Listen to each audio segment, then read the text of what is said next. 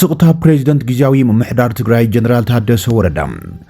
ካብ ቤት ጽሕፈት ፕሬዚደንት ጊዜያዊ ምምሕዳር ትግራይ ድማ ሓበሬታ ወፂሎም እቲ ሓበሬታ ፈለማ ክንሪና ህዝባዊ ወያነ ሓርነት ትግራይ ብመሰረት ስምምዕነት ፕሪቶሪያ ዝቆመ ጊዜያዊ ምምሕዳር ትግራይ ክፈረስን በቲ ቅድሚ ኩናት ብህዝቢ ዝተመረፀ ዝበሎ ምምሕዳር ክትከኣን ምውሳኑ ኣዘራራቢ ኮይኑ ይቕፅልሎም ኣማኻሪ ንቀዳማይ ሚኒስትር ኣብ ጉዳያት ምብራቕ ኣፍሪቃ ኣቶ ጌታቸው ረዳ ድማ ተሪር ዝተባሃለ መግለፂ ዘርጊሕሎም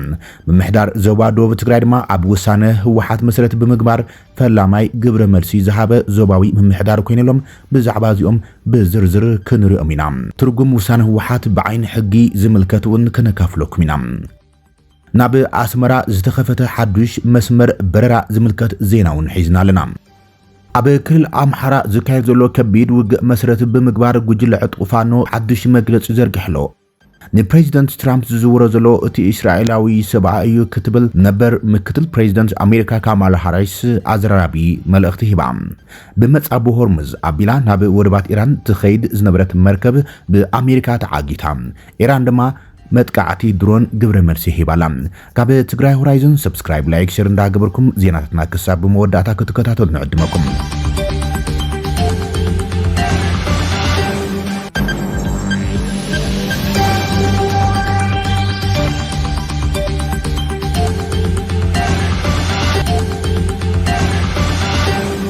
ስቕታ ፕሬዚደንት ጊዜያዊ ምምሕዳር ትግራይ ኣዘራራቢ ኣብ ዝኾነሎም ቤት ጽሕፈት ፕሬዚደንት ድሕሪ ቀትሪ ሓፂር ሓበሬታ ዘርጊሕሎም ኣብ ማሕበራዊ ሚድያ ብሽም ፕሬዚደንት ታደሰ ወረደ ብዝብል ሽም ቅዋም ፕሬዚደንት ጊዜያዊ ምምሕዳር ትግራይ ሌተናል ጀነራል ታደሰ ወረደ ብምምሳል ጽሑፋት ይብተኑ ከም ዘለዉ ገሊጾሎም ፕሬዚደንት ሌተናል ጀነራል ታደሰ ወረደ ኣብ ማሕበራዊ ሚድያ ብሽሞም ዝፍለጥ ኣካውንት ከም ዘይብሎምን መደባቶም ወይ መግለፂ ቅዋም እንተልዩ ድማ ብስሩዕ መንገዲ ከም ዝጥቀሙን ክንገልጽ ንደሊ ኢለሎ ቤት ጽሕፈት ፕሬዚደንት ስለዝኾነ ይብል እቲ ሓበሬታ እቲ ታደሰ ወረደ ብዝብል ዝውዛወር ዘሎ ናይ ፌስቡክ ኣካውንት ልሙድ ናይ ምድንጋር ተግባር ምዃኑም ክንሕብር ንፈቱ ኢለሎ ቤት ጽሕፈት ፕሬዚደንት ኣብ ዘርግሖ ሓፂር ሓበሬታ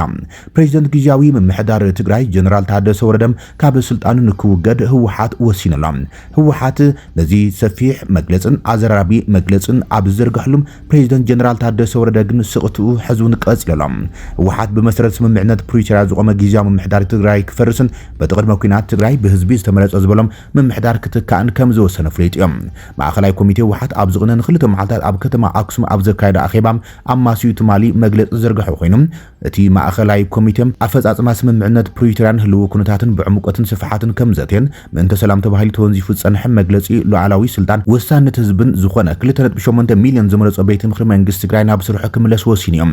እቲ ኣብ መስከረም 2013 ዓ.ም ዝተኻየደ ክልላዊ መረጻ ብምኽንያት ኮሮና ቫይረስ መንግስቲ ኢትዮጵያ ሃገራዊ መረጻ ክናዋሕን ዘመሓላለፉ ውሳነ ብምንጻግ ዝተኻየደ ኮይኑ ዘይሕጋውን ዘይጸንዕን ኢልዎ ከም ዝነበረ ዝዝከር እዩ እዚ ፍጻመ ነቲ ኣብ መንጎ ክልል ትግራይን ማእኸላይ መንግስቲ ፌደራል ዝነበረ ምትፍናን ናብቲ ደማዊ ኩናት ከምርሕ ጠንቂ ካብ ዝኾኑም ምኽንያታት ብቐዳምነት እዩ ዝጥቀስ ሕዳር 2022 ኣብ ደቡብ ኣፍሪካ ዝተፈረመ ምቁራጽ ተጻብኦታት ውዕሊ ፕሪቶሪያ ድማ ነቲ ህይወት ኣማእተ ሸሓት ዝበልዕ ዝነበረ ኩናት ደው ዘበለው ኮይኖም ንዝሓልፉ ኣስታት 4 ዓመታት ጊዜያዊ ምምሕዳር ትግራይ ክቆምን ኣብቲ ክልል ኣንጻራዊ ሰላም ክመጽእን መሰረት ኮይኖም ን3 ዓመታት ዝመርሖ ኣቶ ጌታቸው ረዳ ብዕጡቓት ካብ ስልጣኑ ምስተዓለም ኣብ ዝሓለፈ ዓመት መጋቢት ብምክትሉ ዝነበረ ጀነራል ታደሰ ወረደ ምትኩ ይዝከር እዩ መንግስቲ ፌደራል ኣብ ዝሓለፈ ሰሙን ሽሞት ፕሬዚደንት ጀነራል ታደሰ ወረደ ንሓደ ዓመት ዘናውሖ ኮይኑ ህወሓት ካብቲ ከይዲ ከም ዝተገለለን ከም ዘይቕበሎን ምግላጹ ዝዝከር እዩ እቲ ውድብ እቲ ኣብ ትግራይ ዘሎ ጊዜያዊ ምምሕዳር ዕድመ ስልጣኑ ምንውሖም ካብ ኣፍልጦን ተሳትፎን ህወሓት ወጻኢ ዝተገብረ በይናዊ ውሳነ መንግስቲ ፌደራል ከም ዝኾነ ይገልጹ በዚ መሰረት ድማ ነፂዎ እቲ ጉዳይ ናበይ ከምርሕ ይኸውን ብዝብል ስጋት ፈጢሩ ዝቐንዩ ኮይኖም ጀነራል ታደሰ ወረደ ህወሓት ስልጣን ከይቕበል ኣጠንቂቖምዎ ከም ዝነበሩን በዚ ከም ዘይተሰማምዕን ክሳብ መወዳእታ ከም ዝቃለሶምን ኣብ መግለፂኡ ብዕሊ ኣፍሊጥዮም ነሲዒቡ ድማ ማእከላይ ኮሚቴ ህወሓት ብዘካየደ ስሩዕ ኣኼባ በቲ ኣብ 2013 ዓ.ም ዝተኻየደ ክልላዊ ምረጻ ዝቆመ ምምሕዳር ናብ ቦትኡ ክምለስ ወሲኑ ዘሎ ህወሓት መንግስቲ ኢትዮጵያ ማህያ ሰራሕተኛታት መንግስቲ ሓዊሱ በጀት ብምኽልካልን ተጀሚሮም ዝነበሩ ኣገልግሎታት ብምቁራጽን ብሓፈሻ ኣብ ልዕሊ ትግራይ ዳግመ ዕፅዋን ክባን ብምንባርን ሰራዊቱና ብወሰና ወሰን ትግራይ ብምጽጋዕን ዳግማይ ኩናት ንምኽፋት ኣብ ምህንዳድ ይርከብ ክብል እዩ ኸሲሶም ኣብ ርእሲኡ ኣብ ዝሓለፈ ዓመት ሕጋዊ ሰብነቱ ካብ ስእኒ ጀሚሮም ኣብ መንጎ ህወሓትን መንግስቲ ፌደራል ምትፍናን ዝሰፈነ ኮይኖም ኣብ ከባቢታት ጸለምትን መዋሰንቲ ክልል ዓፋርን ናብ ውስን ወተሃደራዊ ግጭት ኣምሪሖም ምንባሮም ይዝከር እቲ ግጭት ከይሰፍሐ እንተተገተኡካ እቲ ወጥሪ ኣይዘለቐን ክልቲኦም ወገናት ድማ ነንሕድሕዶም ነቲ ውዕሊ ብምጥሓስ ክካሰሱ ይስምዑሎም ቀዳማይ ሚኒስትር አብይ አሕመድ ቅድሚ ሂደት ኣዋርሕ ብትግርኛ ኣብ ዝሃበ ቃል ምሕተት መራሕቲ ህወሓት ንትክልላዊ በጀት መንግስቲ ካብ ኣፍ ህዝቢ መንጢሎም ንዕጥቅን ምድላው ኩናትን የውዕልዎ ከም ዘሎም ከሲሱ ነይሮም ብተወሳኺ ብስንኪ መንግስቲ ኢትዮጵያ ዘልዕሎ ዘሎ ሕቶዋነት ኣፍ ደገ ባሕሪ ኣስመራን አዲስ አበባን ተተፋይነን ኣብ ዘላሉ እዋን እቲ ቀዳማይ ሚኒስትር ህወሓት ምስ መንግስቲ ኤርትራ ተሻሪኹም ክዋግእና እዩ ዝዳሉ ዘሎ ብምባል ይኸሲሶም ኣብ መንጎ ገለ መራሕቲ ህወሓትን መንግስቲ ኤርትራን ዕላዊ ዘይኮኑ ርክባት ከም ዘለው ጸብጸባት ዘመላኽቱ ኮይኖም ነቲ ህዝቢ ዘካትዕ ዘሎ ርክብ ብወገን ህወሓት ርክብ ህዝብን ህዝቢም ብዝብል እዩ ዝገልጾ ዘሎ ኣብቲ ናይ ትማል መግለፂ ህወሓት እውን ምስ ጎረባብቲ ህዝብታትን ዓድታትን ዝተጀመሩ ርክባት ካብ ዝኾነ እዋን ንላዕሊ ተጠናኺሮም ክቕፅሉ ከም ዝወሰነ ገሊፆም እዚ ሕዚ ዝርአ ዘሎ ምሰሓብ ነቲ ፕሬዚደንት ጊዜያዊ ምምሕዳር ዝነበረ አቶ ጌታቸው ረዳ ካብ ስልጣኑ ዝተኣለየሉ ኩነታት ዘዘኻኽር ኮይኖም አቶ ጌታቸው ረዳ ካብ ስልጣኑ ዝተኣለየሉ መንገዲ ብዕጡቃት ሓይልታት ዝተደገፈን ሕጋዊ ኣሰራርሓ ዝጠሓሰን ዲሞክራሲያዊ ስጉምቲ ክብል ገሊፅዎ ነይሮም እቲ ናይ ስልጣን ቁርቁስ እቲ ውድብ ኣብ ልዕሊ ጊዜያዊ ምምሕዳር ሙሉእ ቁፅር ንምግባር ካብ ዝገብሮ ጻዕሪ ዝነቐለ ምዃኑ ዝግለጽ ሕዝውን ተማሳለ ኣንፈት እናተረዩ ኮይኖም እቲ ብመንግስቲ ፌደራል ሽሞቱ ዝተናውሕሎም ፕሬዚደንት ጊዜያዊ ምምሕዳር ሌተናል ጀነራል ታደሰ ወረደም ካብ መራሕቲ ህወሓት ተማሳለ ጸቕጣት እናበጽሑ ይዘሎም ጀነራል ታደሰ መራሕቲ ውድብ ነቲ ዝተዋሃቦ ሽሞት ከይትቕበል ኢሎም ትእዛዝ ከም ዝሃብዎ ብምግላጽ ዘሊልካን ፈኪርካን ዝኸውን ነገር የሎን ብምባል እዩ ነቲ ጻውዒት ነጺግዎም ጀነራል ታደሰ ወረደ ኣብ ከምዚ ዝበለ ኣጸጋምን ፈታንን ፖለቲካዊ ቅልውላው ወዲቑ ድማ ክሳብ ሕዚ ንሚድያ ዝሃቦ ወግዓዊ መግለጺ የለን ጀነራል ታደሰ ወረደም ንኽልተ ግዘም መግለጺ ንክህብ እኳ መደባት ኣውፂኡ እንትነበረም ምኽንያቱ ብዘይተፈለጠ መንገዲ ግን እናተናውሐ ክሳብ ሕዚ ቀጽልሎም ጀነራል ታደሰ ወረደ ብህወሓት ስልጣኑ ሙሉእ ብምሉእ ስነጸገ ኮይኖም ሕዚ እንታይ ዓይነት ስጉምቲ ክወስድን እንታይ ዓይነት ግብረ መልሲ ክህበሉን እዩ ብብዙሓት ተጽቢት ዝግበረሉ ጉዳይ ኮይኑ ይቕጽል እዩ ዘሎ ጀነራል ታደሰ ወረደም እቶም ኣብ መንጉኡ ተሰሊፎም ጸኒሖም ዝበሃሉ ገለ ጀነራላት ድማ ኣብዚ ሕዝዋን ክሂዶሞ ናብቲ ህወሓት ዝወሰነ ውሳነም ከም ዝተጸግዑ ዘመልክቱ ሓበሬታ ድማ ብወገን መቐለ ይወጽዮም ዘሎም ኣማኻሪ ቀዳማይ ሚኒስትር ኣብ ጉዳያት ምብራቕ ኣፍሪቃ ዝኾነ ኣቶ ጌታቸው ረዳ ድማ ንውሳነ ህወሓት ኣትሪሩ ኮኒንዎሎም ኣማኻሪ ቀዳማይ ሚኒስትር ኣቶ ጌታቸው ረዳ ትማሊ 11 ሚያዝያ 2018 ተሪፉ ዘሎ ኣካል ማእኸላይ ኮሚቴ ህወሓት ብዝምልከት ኣዝዩ ሓያልን መጠንቀቕታን ዝህብ መግለጺ ዘርጊሖም ጊዜያዊ ምምሕዳር ትግራይ ካብኡ ዝገደደ ድማ እቲ ቅድሚ ኩናት ዝነበረ ክልላዊ ቤት ምኽሪ ንምምላስ ዝኣተዎ ምምጻዕም ነቲ ክልል ኣብ ከቢድ ሓደጋ የእትዎ ዘሎ ህወሓት እዩ ዝበለ ኣቶ ጌታቸው እዚ ስጉምቲ እዚ ነቲ ቅድሚ ኩናት ዝነበረ እዋን ዝተወሰነ ፖለቲካውን ምምሕዳራውን ንምምላስ ቀንዲ ትኹረቱ ብምግባር ዝተፈረመ ስምምዕነት ሰላም ፕሪቶሪያ ብሙሉእ ዘፍርሶ ዘሎ ምዃኑ ገሊፆም ንውሳነ ህወሓት ዝተዋሃበ ፖለቲካዊ ሽፋን ብዘይገድስ ኣቶ ጌታቸው ነቲ ስምምዕነት ፕሪቶሪያ ዘምጾን ካብ ሙሉእ ኩናት ዘድሕነናን ስቡር ሰላም ናብ ሓደጋ ዘእቱ ከም ዝኾነ ነቒፍዎ ዘሎ እዚ ብህወሓት ዝውሰን ሓደገኛን ዞባዊ ቁማርን ፖለቲካዊ ኣተሓስቡ ኣብ ምሕላው ጸቢብ ረብሓታት ደው ዘይብል ብቐንዱ ንጹሃት ዜጋታት ዝጸሉ ምዃኑ ወሲኹ ኣጠንቂቖሎም ኣብ ዝሓለፈ ኩናት ገና ከቢድ በሰላ ዘይሓወ ህዝቢ ትግራይ ናብ ካልእ ዑደት ዓመፅን ህውከትን ከኣቱም ከም ዘይኽእል እውን ኣስሚሩሉ ዘሎ ኣቶ ጌታቸው ረዳ እዚ ካብ ስምምዕነት ፕሪቶሪያ ወጻኢ ንውልቃዊ ረብሓ ዝተወደበ ውሳነ ህወሓት ምስ ፌደራል መንግስትን ካልኦት ክልላውያን ሓይልታትን ሓድሽ ግጭት ምብጋሱ ዘይተርፍ ምዃኑ ጠንቂቖሎም ስለዝኾነ ማሕበረሰብ ዓለም ነዚ ከቢድ ፖለቲካዊ ፍጻመ ህወሓት ብቁልጡፍ ቆላሕታ ሂቦም ኣብ ክልልና ዝርአ ዘሎ ደበና ዕናዊ ኩናት ስጋኣትን ምክልኻልን ቁልጡፍ ስጉምቲ ክወስድ እጽውዕ ኢሎም ማሕበረሰብ ዓለም ንውልቃዊ ረብሓ ንውዕሊ ፕሪቶሪያ ዝጥሕሱ ዘለዎም መራሕቲ ጉጅለ ህወሓት ዝምልከት ሓያል መቕዛዕቲ ክህሉ ምዃኖም ዘየማቱ መልእኽቲ ክሰድድን እቲ ስምምዕነት ሙሉእ ብምሉእ ንክፍጸም ጸቕጢ ክገብርን ኣተሓሳሲበሎም ናይ ወጻኢ ሓይልታት ስጉምቲ ንምውሳድ እንትተደናጉዮም ዋጉ ዝኸፍሉ እቶም ገና ካብቲ ኣብ ቀረባ እዋን ዝተፈጸመም ዘስካሕክሕ ኩናት ዘይሓወዩ ንጹሃት ሲቪላት ትግራይ እዮም ክብል መግለጺኡ ዛዚሙ ስጉምቲ ናይ ሙሳድ ዕድል ቅድሚ ምጥፉእ ሕዚ እውን ብቁልጡፍ ስጉምቲ ክውሰድ ከም ዘሎ ኣማኻሪ ቀዳማይ ሚኒስትር ኣብ ጉዳያት ምብራቕ ኣፍሪቃን መራሒ ውድብ ስምረት ኣቶ ጌታቸው ረዳን ተሪር ዝተባሃለ መጠንቀቕታ ኣውፂኡ ዘሎ ድሕሪ ውሳነ ህወሓት ምፍራስ ስምምዕነት ፕሪቶሪያ ድማ ምምሕዳር ዞባ ደቡብ ትግራይ ኣዘራርባ ውሳነ ሕሊፈሎ እቲ ምምሕዳር ካብ ኩለን ዞባታት ትግራይ ቀዲሙ መግለጽን ግብረ መልስን ሂብሎ ካቢኔ ምምሕዳር ዞባ ደቡብ ትግራይ ብማእኸላይ ኮሚቴ ህወሓት ተወንዚፉ ጸንሐ ቤት ምኽርን መንግስትን ትግራይ ናብ ንቡር ተመሊሱ ዕላዊ ስርሑ ንጅምር ዘመሓላልፉ ውሳነ ብሙሉእ ድምፂ ብምድጋፍን ተግባራውነቱም ካብኦም ዘድለ ኩሉ መዳይ ጻዕሪ ከም ዝገብሩ ኣረጋጊጾምሎም እቶም ኣባላት ካቢኔ ኣብቲ ማእኸላይ ኮሚቴ ውድብ ህዝባዊ ወያነ ሓርነት ትግራይ ዝመሓላለፈ ፖለቲካዊ ውሳነ ድሂቦም ኣብ ዘካይድዎ ምይይጥ እቲ ውሳነ እዋኑ ዝጠልቦም ታሪኻዊ ውሳነ ምዃኑ ገሊጾም ይብል ጸብጻብ DW ከም መገላልጻ እቶም ኣባላት ካቢኔ ምእንተ ሰላም ተወንዚፉ ጸንሐም መግለጹ ላዕላዊ ስልጣን ህዝቢ ዝኾነ ቤት ምኽርን ብልዕሊ 2.8 ሚልዮን ህዝቢ ዝተመረጸ መንግስትን ንክምርሕን መጻኢ ዕድል ትግራይን ተጋርን ዝውስን ኮይኑ ብኣውሩ ድማ ኩሎም ዓቕምታት ትግራይ ዘማእኽል ዝወደበ ሓይሊ ክንውንን ዓቕሚ ዝፈጥር ይለሎም ምእንተዚ ድማ ተግባራውነቱ ብዕድብ ከም ዝሰርሑን ዘረጋግጹም እቶም ኣባላት ካቢኔ ዞባ ደቡብ ኣብ ስርሕን ዝጸንሐ ኣብያተ ምኽሪ ወረዳታትን ጣብያታትን ዝያዳ ናይ ምጥንኻር ስራሕቲ ጠመተ ተገይሮም ክስራሕ እዩ ክብል ኣፍሊጦሎም ነዚ ውሳነ ህወሓት ስዒቡ ድማ ፕሮፌሰር ክንደያ ገብረ ህይወት ውን ገብረ መልሲ ይብለሎም እዞም ናፍቕቲ ኩናት ዕጫና ክወስኑ ክሳብ ዝተፈቐደሎም ሰላም ኣይክህልን ይክብል ኣጠንቂቕሎም ድሕሪ ውሳነ ማእኸላዊ ኮሚቴ ህወሓት መራሒ ሰልፊ ስምረት ዝኾነ ፕሮፌሰር ክንደያ ገብረ ህይወት ብትሪ ተቃውሞ ኣስሚዖሎም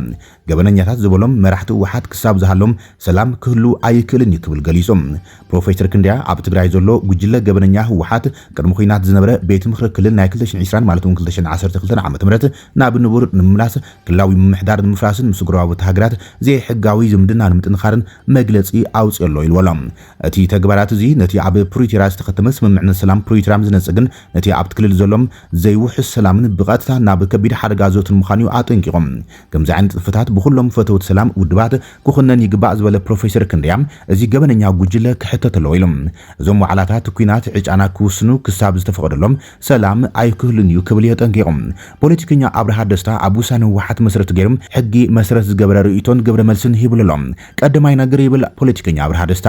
ፓርቲ ንቤት ምኽሪ ናብ ስርሑ ክምለስ ወይ ድማ ከይምለስ ክውስን ስልጣን የብሉን እቲ ካልኣይ እቲ ብህዝቢ ተመርጹ ዝተባሃለ ቤት ምኽሪ ዓሚ ግዝኡ ዝወዳይ ማለት እውን 5 ዓመት ሓሊፍዎ ኤክስፓየርድ ገይሩ እዩ ሳልሳይ እዚ ውሳነ ንውዕሊ ፕሪቶሪያ ዝጥሕስን ኣዋጅ ኩናትን ብምዃኑ ድሕነት ህዝቢ ናብ ሓደጋ ዝእትዩ ስለዚ ድማ ተቐባልነት የብሉን ብምባል ሕጊ መሰረት ዝገበረ ርእይቱ ኣቐሚጠሎ ፖለቲከኛ ኣብርሃ ደስታ ኣብ ኣስመራ ሓዱሽ መስመር በረራ ብዛዕባ ምኽፋቱ ዘመልክት ዜና ወጽሎም መንገዲ ኣየር ኢትሃድ መስመራት አቪዬሽን ኣፍሪቃ ዳግማይ ንምሕዳስን ምስፋሕን ኣብ ዝሓንጾ ስትራቴጂካዊ ውጥን ንኣስመራ ካብ 7 ሕዳር 2026 ጀሚሮም ቀጥታዊ በረራታት ከም ዝጅምር ብወግዒ ኣፍሊጦሎም እዚ ውሳነ ናይቲ ግዙፍ መንገዲ ኣየር ንኤርትራ እቲ ሃገር ብስንኪ ድሩት እህጉራዊ በረራታት ጽገም ኣብ ዝላትሉ ወሳነ እዋን ይመጽእ ብምህላው መስተርሆት ዝህብ ክኸውን ይግመት ይብል ጸብጻብ ቢቢሲ ኣብ ዝቀረበ እዋን ብመንገዲ ኣየር ኢትዮጵያ ካብን ናብን ኣስመራ ዝህቦ ዝነበረ ኣገልግሎት በረራ ብምቁራጹም ኣብ ልዕሊ ኤርትራውያን ገያሾ ጸቕጢ ፈጢሩ ጸኒሖም ብመሰረት ዝተዘርግሐ ወግዓዊ ሓበሬታ ነቲ ኣብ መዝገብ ዩኔስኮ ዝሰፈረት ብዘመናውን ኣርቲ ዲኮ ስነ ህንጻን እትፍለጥ ከተማ ኣስመራ ካብ ኣቡዳቢ 4 ግዜ ሰሙናዊ በረራታት ምትእታው ዓቢ ዝላን ኩሉ ሸነኻዊ ኣገዳስነት ከም ዘለዎን ተገሊጾሎም እዚ ውሳነ መንገዲ ኣየር ኢትሃድ ነታ ነዊሕ እዋን ምስ ውስናት ዓለም ለኻውያን በረራታት ዝጸንሐት ሃገር ስትራቴጂያዊ መኽፈትን ድልድልን መገሻታትን ናብ ሃገራት ማእኸላይ ምብራቕን ኤሽያን ክንዩን ዝፈጥር እዮም እዚ ብ17 ማይዛ ዝተዘርግሐ ወግዓዊ ምልክታ ኣካል ናይቲ መንገዲ ኣየር ኢትሃድ ኣብ መላእ ኣህጉር ኣፍሪቃ ዝገብሮ ዘሎም ሰፊሕን ዓቢ ዕላማ ዘለውን መደባት ምስ ፍሕፋሕ በረራታት ምዃኑ ይነጸር እቲ መንገዲ ኣየር ጎና ጎኒ ድሕሪ ኣስመራ ቀጺሎም ናብ ኣክራ ጋና ናብ ሌጎስ ናይጄሪያ ኪንሻሳን ሉቡማባሽን ዲሞክራሲያዊት ሪፐብሊክ ኮንጎ ከምኡን ሃራሪ ዚምባብዌ ኣገልግሎት ይጅምረሎም ብመሰረት ሓበሬታ ኣብ ምስፍሕፋሕ በረራታት ኢትሃድ ምስቲ ኣብ ቀረባ እዋን ዝተገለጸም ዕብየት ቻይና ዝተኣሰሩ ኮይኑ ጻዕቂ በረራታት ምህላም ምስ ምብራቃዊ መንገዲ ቻይና ዝዓመቑ ሽርክነት ዝተመርኮሰ እዮም እዚ ምዕባለታት ንኣቡዳዊ ኣብ መንጎ ኣፍሪቃ በቲ ሓደ ገጽ ህንድን ኤሽያን ድማ በቲ ካልእ ገጽ ኣብ ቀንዲ ኣፍደገ ብምቕማጥ ኣብ መንጎተን ብቁልጡፍ ዝዓብያ ዘለዋ ዞባታት ዓለም ዝያዳ ስሉጥ ምንቅስቓስ ኣቑሑት ወፍርን ሰባትን ዘኽእል ምዃኖም እቲ መንገዲ ኣየር ኣመልኪቶሎም ብተወሳኺ እዚ መደብ ምስቲ ኣብ መንጎ ኢሚራት ዓረብን ኣፍሪቃን ንዓብዪ ዝኸይድ ዘሎ ቁጠባዊ ዝምድናታት ዝሰማማዕ ኮይኖም ኣብ ጽላታት ሰዓት ትሕቲ ቅርጺ ዕድናን ሎጂስቲክስን ሓዊሶም ንግዳዊ ወፍርን ሽርክነትን እናደንፍዐ ይኸይድ ብምህላው እዮም ጎና ጎኒ እዚ መደብ ምስፋሕ በረራታት ነቲ ኢትሃድ ምስ መንገዲ ኣየር ኢትዮጵያ ዝሰርሖ ስትራቴጂያዊ ሓበራዊ ስራሕ እውን ዝመልእ ኮይኖም ኣብ ሙሉእ እህጉር ኣፍሪቃ ዘሎም ምትእሳር ዝያዳ ዘጠናኽር ምዃኖም መንገዲ ኣየር ኢትሃድ ኣብቲ ንሓዱሽ መደቡ ኣመልኪቱ ዘርግሖ መግለጺ ኣመልኪቶሎም ዋና ፈጻሚ ስራሕ ኢትሃድ ኣንቶና ኣልዶ ኔቨስ ናብዞም ዕዳጋታት ምስፋሕ ማለት ነቲ ኣብዚ እዋን እዚ ልዕሊ ቲም ቀረብ ንሂር ዘሎ ጠለብ በረራታት ኣብ ግምት ዘእቶም መዋቕራዊ ዕድል ግብረ መልሲ ንምሃብ ምዃኑ ገሊጾሎም እዚ ምዕባለ በረራታት ውሽመጥ ዓረብ ነቲ ኣብ ጽላት ኣበሽን ብዙሕ ግዘም ብውስን ዓቕሚ ክትንቀሳቐስ ጸንሐት ኤርትራ ካብ ናብን ምንቅስቓስ ተጓዓዝትን ሎጂስቲክስን ጽዕነትን ኣብ ምቅላል ዓብይ ግደ ክህልዎ ከም ዝኽእል ተገሚቶሎ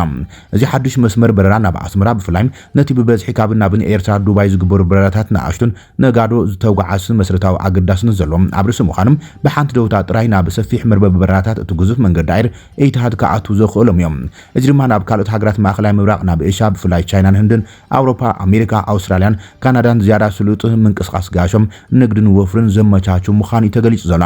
ብፍላይ ኣብ ዝቐረባ እዋን ኣብ ጽላት ኣቪዬሽን እቲ ዞባ ዘጋጠመ ቡድነታት ኣብ ግምት ብምእታው ምጅማር ሓዱሽ መስመራት ካብ ናብን ኤርትራ ረብሑ ነቶም ብስራሕ ትምህርቲ ሕክምናን ዝተፈላለዩ ማሕበራዊ ጉዳያትን ካልእን ዝገሹ ተራ ዜጋታት ረብሑ ዕዙዝ ተባሂሎም ቀዳሚት በረራ ንፋሪት ኢትሃድ ብ7 ሕዳር 2026 ኣብ ዓለም ለኻዊ መዕርፎ ነፈርቲ ኣስመራ ክትዓልብ መደብ ተተሓይዞ ይብል ጸብጻብ ቢቢሲ ኣብ ዝሓለፉ 24 ሰዓታት ኣብ ግንባር መካነ ሰላም ኣብ ዝተኻየደ ከቢድ ውግእ ኣብ ልዕሊ ሰራዊት መንግስቲ ኢትዮጵያ ከቢድ ኪሳራ ኣብጽሐ ክብል ጉጅለ ዕጡቕ ፋኖ ገሊጾም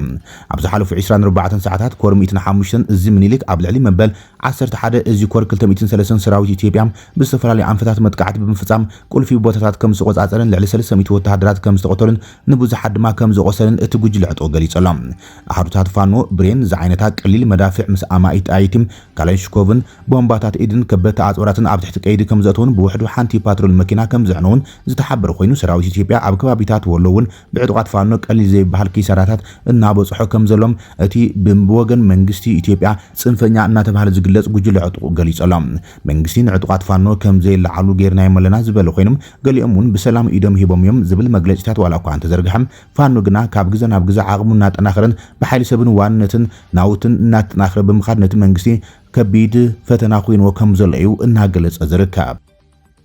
ንትራምፕ ዝውሮ ዘሎ እቲ እስራኤላዊ ሰብኣይ ክትብል ምክትል ፕሬዚደንት ነበር ኣሜሪካ ካማላ ሃሪስ ገሊጻ ምክትል ፕሬዚደንት ኣሜሪካ ነበር ካማላ ሃሪስ ንፕሬዚደንት ዶናልድ ትራምፕ ብዛዕባ ናይ ወጻኢ ፖሊሲን ምስ ኢራን ዘሎ ግጭት መሰረት ገይራ ኣትሪራ ነቒፋቶም